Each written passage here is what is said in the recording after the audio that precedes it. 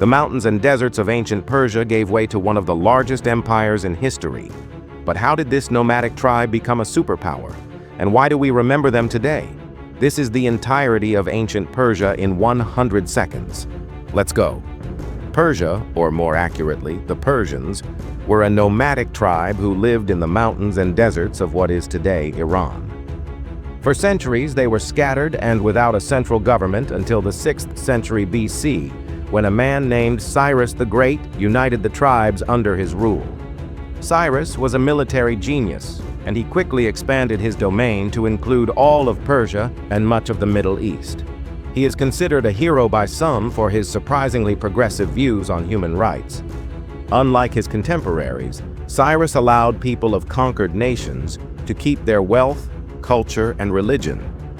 In fact, he even freed the Jews from the Babylonian captivity and allowed them to return to Jerusalem.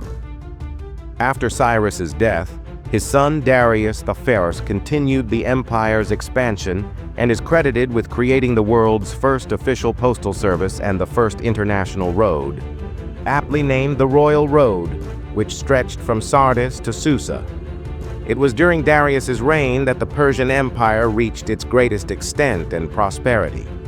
However, the peace would not last. Across the sea, the Greeks had formed a confederation of their own and were eager to expand. The two empires would clash in what is today known as the Persian Wars. The Greeks, led by the godlike warrior King Leonidas, would defeat the Persians at the Battle of Thermopylae, but the Persians would ultimately win the war.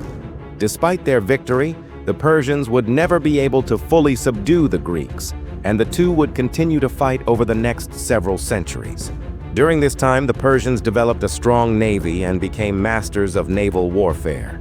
They would even conquer territories as far away as Egypt and India, but their growing power alarmed the Greeks, who were terrified that the Persians would invade their homeland.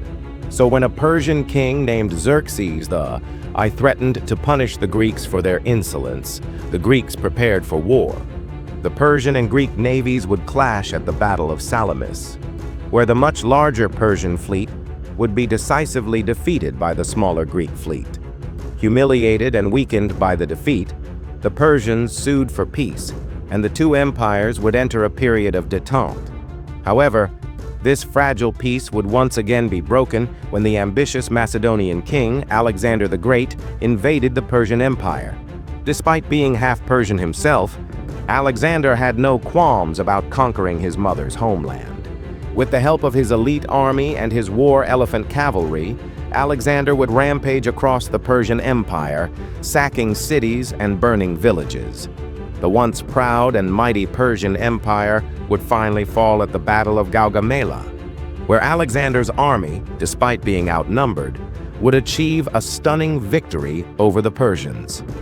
With the defeat, the Achaemenid Empire came to an end, and the region would be divided among Alexander's generals, thus bringing an end to ancient Persia.